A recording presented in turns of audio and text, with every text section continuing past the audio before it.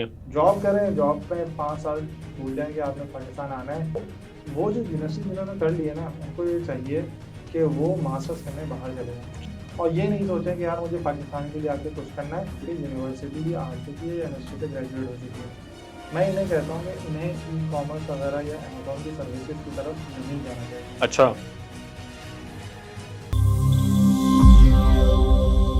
अस्सलाम वालेकुम। जैसा कि आप लोग जानते हैं कि पाकिस्तान की मौजूदा सूरत हाल के अंदर जहाँ बहुत सारे मसाइल हैं, वहीं पर जो बिजनेस कम्युनिटी है उनके साथ भी बहुत सारे मसाइल हैं। लेकिन इस वक्त दुनिया के अंदर ग्लोबली जो है वो स्टार्टअप्स का एक दौर चल रहा है, लेकिन हमारे पाकिस्तान के अंदर अगर गौर किया जाए तो स्टार्टअप्स जो हैं वो शुरू तो होते हैं, लेकिन वो बहुत जल्दी अपनी मौत आप मर जाते हैं। इसी हवाले से बात करने के लिए हमने एक एक्सपर्ट जो कि अपना एक स्टार्टअप रन भी कर रहे हैं एडवान के नाम से, उनको अपने स्टूडियो में बुलाया है। नबील भाई, कैसे हैं आप? खैरियत से? अलग-अलग शुक्र, आप सुनाएँ कैसे हैं? शुक्र अल्हम्दुलिल्लाह। अच्छा नबील भाई, आपको टॉपिक तो पता ही है लेकिन मैं पहले ही सुना, आपने अपनी जर्नी स्टार्ट कैसे करी थी? जर्नी स्टार्ट कैसे की थी यार, इंटरेस्टिंग करनी थी, क्योंकि मैंने मास्टर्स किया है साउथ कोरिया से। अच्छा। तो जब मैं साउथ कोरिया से मास्टर्स करके वापस आया पाकिस्तान, तो मुझे जर्मनी जाना था अपना पीएचडी स्टार्ट करने के लिए। सही। 6 महीने थे, तो उस 6 महीने में कुछ करने के लिए नहीं था। मेरा एक कज़न होता था जो हमारे घर के करीब रहता था, 6 या 7 ग्रेड में। तो मैं उसे कोडिंग और रोबोटिक्स ये चीज़ें सिखाना शुरू कर दिया। अच्छा, जबरदस्त। तो आई वाज़ सरप्राइज़ कि विदिन 1 मंथ वो इस तरह के प्रोजेक्ट्स बनाने लग गया, जो कि मैं खुद एनईडी यूनिवर्सिटी में बनाता था। अच्छा। तो उस टाइम मुझे रियलाइज़ हुआ कि यार हम अपने बच्चों को ना बहुत ज़्यादा अंडर एस्टिमेट करते हैं। बिल्कुल। अगर हम उन्हें सही टूल्स और सही एनवायरनमेंट दे दें सही एज में, तो वो बहुत ज़्यादा ग्रो हो सकते हैं, उनमें ये पोटेंशियल है। तो दैट वाज़, समझ लो कि एक रफली आइडिया थोड़ा ज़हन में डेवलप हुआ। तो जो आसपास के स्कूल्स है उसमें ऐसी वॉलंटियर बेसिस पे हम करवाना शुरू कर दिया हमने, और मैं चले गया जर्मनी और यहाँ सही। पे 1-2 लोगों की टीम बनाई और फिर शुरू करते रहे। लेकिन फिर तकरीबन 8-9 महीने जब दोनों चीज़ें साइमल्टेनियसली चलाई, तो मुझे लगा यार या तो मैं स्टार्टअप से ही चला सकता हूँ या मैं पीएचडी कर सकता अच्छा। हूँ। सही। I drop my PhD, came back to Pakistan, क्योंकि मुझे लगा जबरदस्त। कि पीएचडी अगर मैं करूँगा तो शायद से मेरी लाइफ चेंज हो। हम्म। लेकिन अगर ये चीज़ मैंने कर ली और पाकिस्तान के करिकुलम को चेंज कर दिया, तो अगले 10-15 साल में जो जनरेशन यूनिवर्सिटी में आएगी वो टेक्निकली बहुत ज़्यादा साउंड होगी, और वो 4 साल उन्हें बहुत अच्छे मिलेंगे जिसमें वो टेक्नोलॉजी डेवलप कर सकेगी, अपने स्टार्टअप कर सकेगी, जिसमें ओवरऑल इकोनॉमी भी ग्रो होगी और टेक्नोलॉजी की पाकिस्तान भी ग्रो होगा। So that's how I started. अच्छा, आपका जर्नी बड़ी इंटरेस्टिंग है।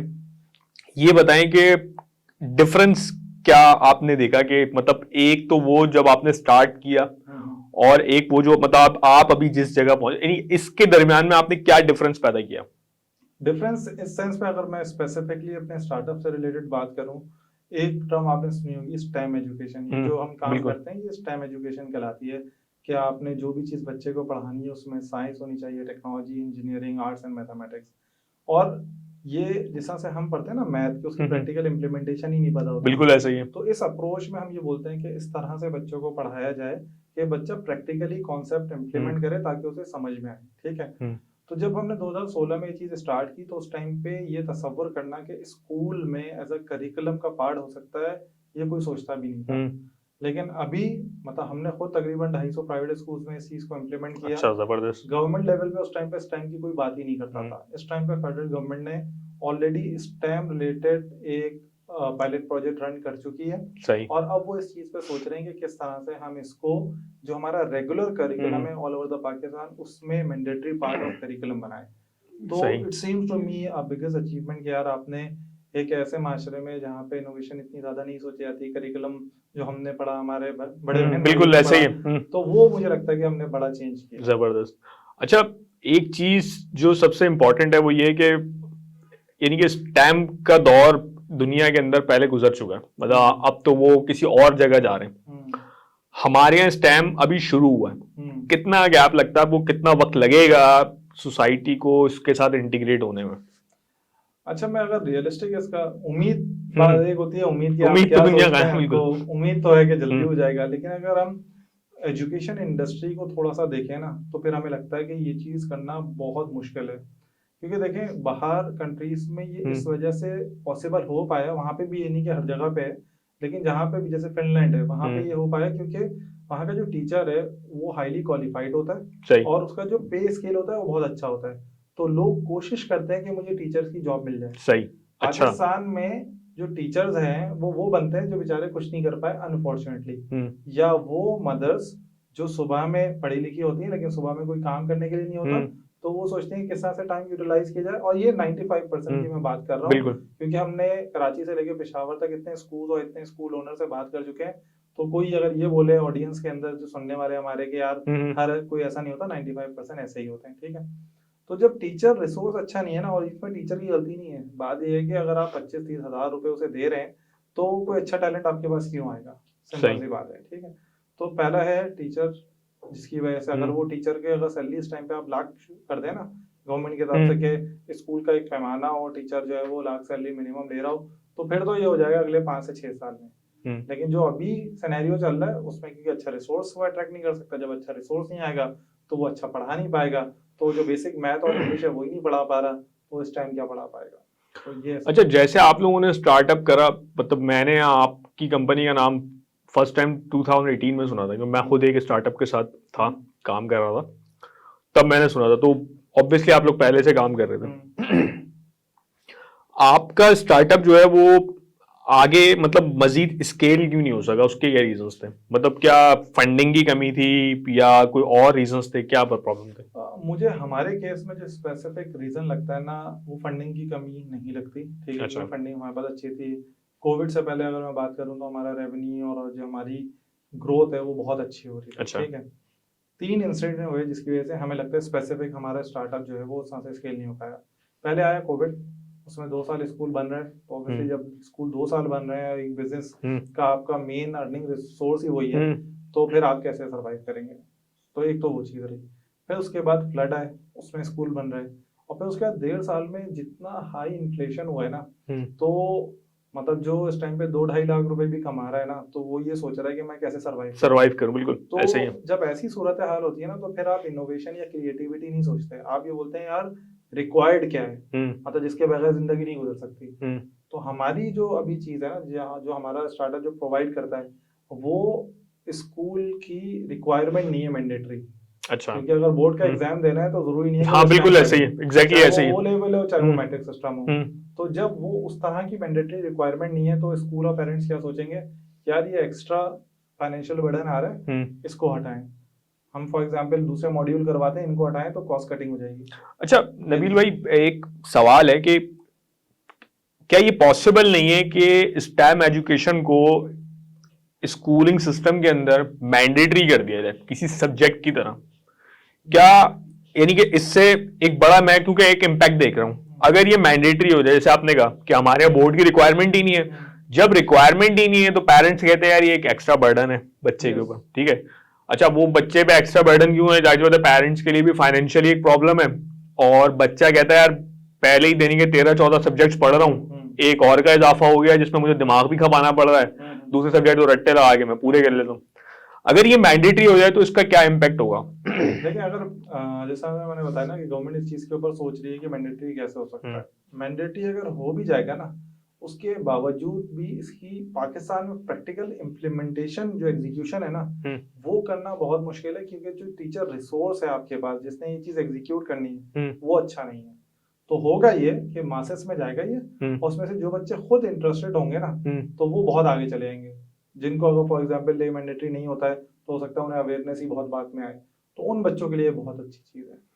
अच्छा चलें, ये तो एक अपनी जगह बात हो गई। टैक स्टार्टअप्स जो हैं हमारे यहाँ देखने में आ रहा है कि इमरान खान साहब ने भी यानी कि एक स्टैंड लिया था, और उन्होंने कुछ एफर्ट्स करी थी जो कि बजाय लगती हैं कि वो, उन्होंने कहा कि जी हम आईटी इंडस्ट्री को बूम देंगे, आईटी इंडस्ट्री को पाकिस्तान में लेकर आएंगे। फिर माइक्रोसॉफ्ट के जो क्या कहते हैं डायरेक्टर हैं, ओनर हैं, जो भी हैं, वो बिल गेट्स, वो साहब आए पाकिस्तान, और भी दूसरे लोग कंपनीज आई टैक बेस्ड। टैक का जो इस वक्त पोजीशन है पाकिस्तान में, और हम ये सुनते भी हैं कि असल में जो है ना टैक इंडस्ट्री जो है वही तो पाकिस्तान को इस वक्त रन करिए, अगर टेक्निकली देखा जाए, रेमिटेंसेस की फॉर्म में, यानी कि डॉलर आ जाता है आपके पास तो कुछ लोग जो सर्वाइव भी कर जाते हैं इस वक्त। मैं ही समझना चाह रहा हूँ कि इस वक्त टैग का, लेकिन जो है ना वो जिस तरीके से होना चाहिए पाकिस्तान को आगे, वो चीज क्यों नजर नहीं आती? कि मतलब बहुत सारे स्टार्टअप हमने देखे हैं कि वो शुरू होते हैं और मर जाते हैं, और फॉरेन इन्वेस्टर जो हैं वो इन्वेस्टमेंट करने के लिए जो है राजी नहीं है। अच्छा, इसमें ना 3 सवाल हैं, अगर मैं इसको थोड़ा डिवाइड करूं। एक है फॉरेन इन्वेस्टर वाली चीज, ठीक है। एक है tech startups with in Pakistan जो ऑपरेट पाकिस्तान में हो रहे हैं, और एक है टेक कंपनीज जो कि बाहर जो लोग हैं उनको अपनी सर्विसेज दे रही हैं, टेक सर्विसेज। सही। ठीक है, अब बात कर लेते हैं कि फॉरेन इन्वेस्टर जो है ना, इस टाइम पे आपके पास अगर लाख रुपए, लाख नहीं 50 लाख रुपए हैं, तो आप कोई बिजनेस करेंगे पाकिस्तान में? मैं आपसे सवाल पूछ रहा हूँ। नहीं, मैं तो नहीं करूंगा, रियल एस्टेट में इन्वेस्ट कर दूंगा। ठीक है, इस टाइम पे तो शायद रियल एस्टेट में भी ना करें आप, हाँ, मे बी ठीक बिल्कुल है। ऐसे ही है। तो जब आप पाकिस्तान में रहते हुए आप रिस्क लेने से डर रहे हैं, तो आप ये कैसे एक्सपेक्ट कर सकते हैं कि बाहर वाला? बिल्कुल। तो अब जैसे एग्जांपल के तौर पे सऊदीया ले लें आप, सऊदीया में इस टाइम पे बेतहाशा इन्वेस्टमेंट हो रही है, फॉरेन इन्वेस्टर, फॉरेन कंपनीज बहुत ज्यादा आ रही है। उसका रीजन क्या है कि गवर्नमेंट ने ऐसा एक इकोसिस्टम डेवलप करके दिया हुआ है कि जिसकी वजह से वहां पे इन्वेस्टर जो उसे पता है कि यार पॉलिसीज बनी हुई अच्छी, हमें कोई इशू नहीं होगा, करप्शन नहीं होगी और हमारा स्टार्टअप ग्रो होना शुरू हो जाएगा। तो ये तो एक गवर्नमेंट लेवल वाली चीज जो वहाँ पे सपोर्ट मिल रही है, जिस वजह से वहां पे लोग जा रहे हैं, और हमारे यहाँ तो पता ही नहीं है गवर्नमेंट कौन कर रहा है। तो ये एक बड़ा रीजन है। जब तक आपकी पॉलिटिकल अनस्टेबिलिटी रहेगी ना, तब तक आप भी नहीं करेंगे इन्वेस्ट और बाहर वाला भी नहीं करेगा। पहली चीज तो ये हो गई। सही। तो आप ये वेट करेंगे कब पॉलिटिकल स्टेबिलिटी आएगी, तभी कोई इन्वेस्ट करेगा। सेकंड है वो टेक स्टार्टअप जो पाकिस्तान में ऑपरेट कर रहे हैं, जिस तरह से हमारा एक स्टार्टअप है या दूसरे कोई स्टार्टअप है, उनके सक्सेसफुल ना होने के बहुत सारे वजूहात हैं। हम उन वजूहात को डिस्कस कर लेते हैं जो हमारी मेनली सोसाइटी से रिलेटेड है। बिल्कुल सही है।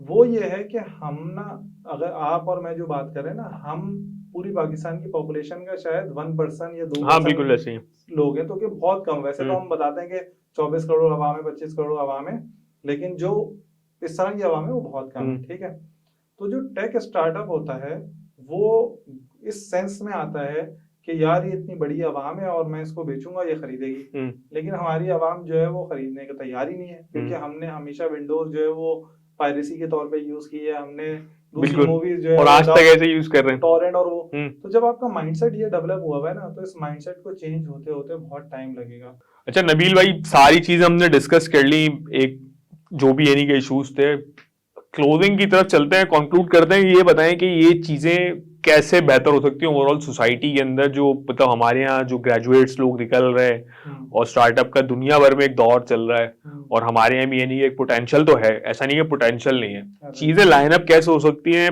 एक अच्छा काम कैसे कर सकते हैं हमारी यूथ जो है? देखिए, जो हाँ, इसको ना दो कैटेगरी में डिवाइड कर लेते हैं यूथ को ना। एक कैटेगरी वो है जो यूनिवर्सिटी में आ चुकी है, और एक कैटेगरी वो है जो किसी भी रीजन की वजह से यूनिवर्सिटी में नहीं आ सकती। वो कोई भी रीजन हो सकता है, फाइनेंशियल रीजन हो सकता है, पढ़ाई में अच्छे नहीं थे। तो जो नहीं आ सकी ना, तो उसके लिए तो इस टाइम पे बहुत, जो यूनिवर्सिटी में नहीं आ सकी उसको तो ये चाहिए कि वो अमेजोन के स्किल्स सीख ले, वो ब्लॉगिंग सीख ले, वो फेसलेस यूट्यूब चैनल, इस तरह के बेतहाशा affiliate marketing is one of the, समझ लो कि घर बैठ के आप अगर 6 महीने कंसिस्टेंसी से लगा दो और अच्छी नीश पकड़ के एफिलिएट मार्केटिंग करो, तो पाकिस्तान में बैठ के $500-600 आराम से कमा सकते हो। तो जो हमारा ये वाली जो यूथ है, तो वो तो ये वाले काम करे कि देख ले कौन से स्किल्स उसमें वो इंटरेस्टेड हो सकते हैं, जिसमें घर बैठ के काम हो सके, वो उसके ऊपर फोकस करे, बजाय इसके कि वो जॉब की तरफ जाए, क्योंकि उनकी एजुकेशन नहीं है तो उन्हें जॉब भी वैसे ही अच्छी नहीं मिलनी। सही है। सेकंड साइड है हमारी, जो कि यूनिवर्सिटी आ चुकी है या यूनिवर्सिटी से ग्रेजुएट हो चुकी है। मैं इन्हें कहता हूँ कि इन्हें ई कॉमर्स वगैरह या अमेजोन की सर्विसेज की तरफ नहीं जाना चाहिए। अच्छा।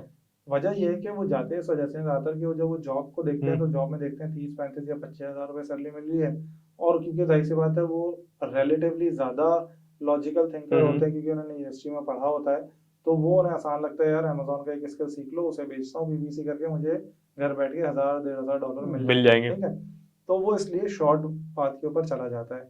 लेकिन क्योंकि यूनिवर्सिटी आपने अगर कर ली है ना, तो विच मीन्स कि आपके पास एक अच्छी क्वालिफिकेशन है और आपके अंदर ये पोटेंशियल है कि आप दुनिया में एक बड़ा चेंज लेके आ सकते हो, ऐसी चीजें कर सकते हो जो कि नॉर्मली वो बच्चा जो यूनिवर्सिटी में नहीं आया वो नहीं कर सकता। प्रोबेबिलिटी वाइज बात कर रहे हैं, बहुत सारे ऐसे लोग हैं जिन्होंने यूनिवर्सिटी नहीं पढ़ी लेकिन वो किया हुआ।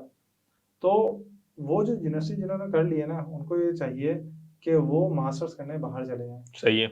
बाहर स्कॉलरशिप बहुत ज्यादा अवेलेबल है, हमारे लोगों को पता नहीं होता। नेट पे सर्च करें, जैसे आप कोई मूवी आती है तो नेट पे सर्च करके टॉरेंट से डाउनलोड कर लेते हैं, तो आप ये भी सर्च करें कि यार मास्टर्स के लिए आपकी फील्ड में कहाँ स्कॉलरशिप्स अवेलेबल है। और ऐसा नहीं होता कि आपको जो है वो एक स्कॉलरशिप पे अप्लाई करें आपको मिल जाए, आप कम से कम भी 50-60 जगह अप्लाई करेंगे तो आपको एक जगह से सिलेक्शन आएगा, ये सिंपल सी बात है। सही तो है। आप फौरन जॉब ज्वाइन करें बैचलर्स करने के बाद, और जब जॉब कर रहे हैं उस जॉब के साथ साथ आप मास्टर्स के लिए अप्लाई करते रहें। सही। मास्टर्स आपको मिल गया स्कॉलरशिप पे, आप बाहर चले जाएं, बाहर जाके मास्टर्स कंप्लीट करें, वहाँ पे मेहनत करें। वहाँ पे भी हमारे बहुत सारे लोग क्या करते हैं और जॉब कर लेते हैं मास्टर्स के साथ, तो अपना जो टेक्निकल स्किल डेवलप करना है उस पर फोकस नहीं कर पाते। तो आप बस उतना ही पार्ट टाइम जॉब करें जो आपका सर्वाइवल कर दे, और बाकी टाइम आप मेहनत करें अपने स्किल्स को इम्प्रूव करने पे और टेक्निकल जो आप जिस फील्ड में है उसको अच्छा करने पे। आपने मास्टर्स कर लिया, मास्टर्स करने के बाद जो है वो आप वहीं पे कोशिश करेंगे आपको जॉब मिले उस स्पेसिफिक कंट्री में। अगर आपने 2 साल मास्टर्स में अच्छे स्किल्स एक्वायर किए हैं तो देयर इज हाई प्रोबेबिलिटी कि आपको वहीं पे जॉब मिल जाएगी। सही है। जॉब करें, जॉब में 5 साल भूल जाएंगे आपने पाकिस्तान आना है या कुछ करना है या अपना स्टार्टअप करना है। जब 5 साल आप जॉब करेंगे आपका दिमाग खुद खुल चुका होगा कि आपको पता चल चुका होगा कि आप इस इंडस्ट्री को कितना जानते हैं, नेटवर्क बिल्ड हो चुका होगा। फिर उसके बाद आप चाहें तो उस कंट्री से दूसरी जगह चले जाएं, फिर आपके लिए रास्ते खुद खुलते चले जाएंगे। और ये नहीं सोचें कि यार मुझे पाकिस्तान के लिए आके कुछ करना है। अगर आप बाहर रह के एक अच्छा स्टार्टअप बना रहे हैं अगले 10-15 सालों में, लॉन्ग टर्म सोचें ना। आप ये नहीं सोचें कि आप अगले 1 साल में क्या करेंगे। सही। आप ये सोचें कि क्या अगर आप इस प्लानिंग से चलते हैं तो अगले 10, 15, 20 सालों में एक ऐसी कंपनी बना सकते हैं जो पाकिस्तान में 100, 200 और 1000 लोगों को जॉब दे सकती है। तो आप उस वाले मोड के ऊपर काम करें, बजाय इसके कि आप ये सोचें कि मैं यहाँ पे अमेज़न की एक एजेंसी बनाऊं जिसमें 10 बंदे हायर कर लूं। ठीक है, शॉर्ट टर्म पे वो आपको अच्छा पैसा दे देगा, अच्छी गाड़ी दे देगा, लेकिन ये काम कोई भी कर सकता है, मतलब उसके लिए डिग्री की रिक्वायरमेंट नहीं है। तो आपको अल्लाह ताला ने एक अच्छा स्किल दे दिया है तो थोड़ा सा और मेहनत करें। 10-15 साल का एक प्लान बनाएं। मुझे ये लगता है कि जो यूनिवर्सिटी के स्टूडेंट्स हैं ना उन्हें अपने 10 से 15 साल का प्लान बनाना चाहिए। बिल्कुल। और जो लोग जॉब में हैं, जो अपना बिजनेस कर रहे हैं, उनको एक मेंटोर के तौर पे अपने साथ हमेशा एसोसिएट होना चाहिए। तो अगर आप यूनिवर्सिटी के किसी भी ईयर में हैं तो आप ये देखें आपका कोई कजन, कोई आपका दोस्त जो कि अपनी करियर में सक्सेसफुल है, उसको एज अ मेंटोर ज्वाइन करना है। मतलब उससे आप हर उसमें डिसीजन लें कि यार मुझे ये करना है, क्या करना चाहिए।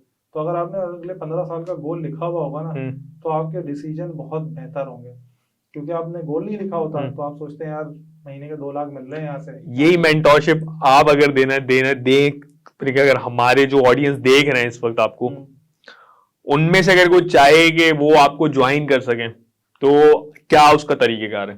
उसका एक सबसे आसान तरीका है, हमने 2008-9 में एक फेसबुक पे ग्रुप बनाया था स्कॉलरशिप नेटवर्क के नाम से। सही। इस टाइम पे उस ग्रुप पे 8 लाख से ज्यादा पाकिस्तानी स्टूडेंट्स हैं। ठीक है, और ऐसे लोग हैं उस ग्रुप में जो इस टाइम पे हार्वर्ड, MIT, अच्छा, जबरदस्त, फेसबुक, मेटा, गूगल, मतलब दुनिया की जो बड़ी बड़ी यूनिवर्सिटीज, बड़ी बड़ी कंपनीज हैं उनमें वो जॉब कर रहे हैं या अपने अपने बड़े बड़े स्टार्टअप चला रहे हैं। इस तरह के लोग हैं। सही। तो अगर उस ग्रुप में आप जाएं तो आपको 2 फायदे होंगे। एक ये कि आपको इस तरह के लोग मिल जाएंगे जिन्होंने इस पूरी जर्नी से गुजरे, तो आपको एक इंस्पिरेशन मिलेगी।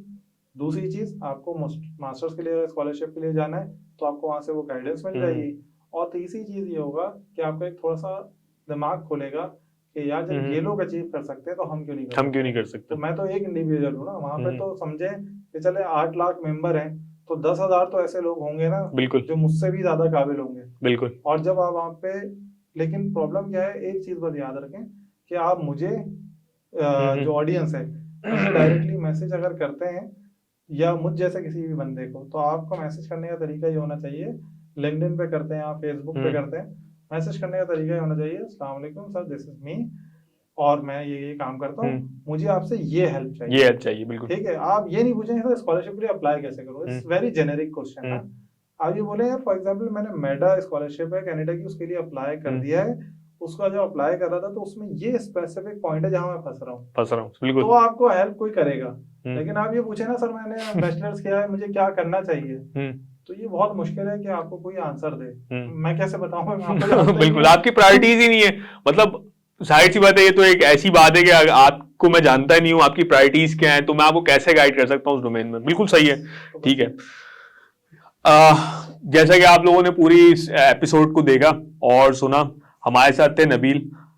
तब्दीली का सफर ग्रेजुअल होता है और ग्रेजुअल जो तब्दीली का सफर होता है उसके अंदर यानी कि आपको बहुत चीजों को जो है ना वो डेप्थ एनालिसिस करना पड़ता है, अपने से ज्यादा अच्छे लोगों को देखना पड़ता है, उनकी जर्नी को समझना पड़ता है, उनकी स्टोरी को सुनना पड़ता है। इसी वजह से हम अपने पॉडकास्ट के अंदर प्रोफेशनल्स को दावत देते हैं कि वो आए और हमारी ऑडियंस को, हमारे देखने वाली यंग जनरेशन को जो है वो इंस्पायर करें। तो आप लोग देख रहे थे वाह पाकिस्तान डिजिटल, और मैं हूं आपका होस्ट मुर्तजा। नेक्स्ट एपिसोड के साथ फिर एक दफा आपके पास आएंगे। तब तक के लिए अस्सलाम वालेकुम।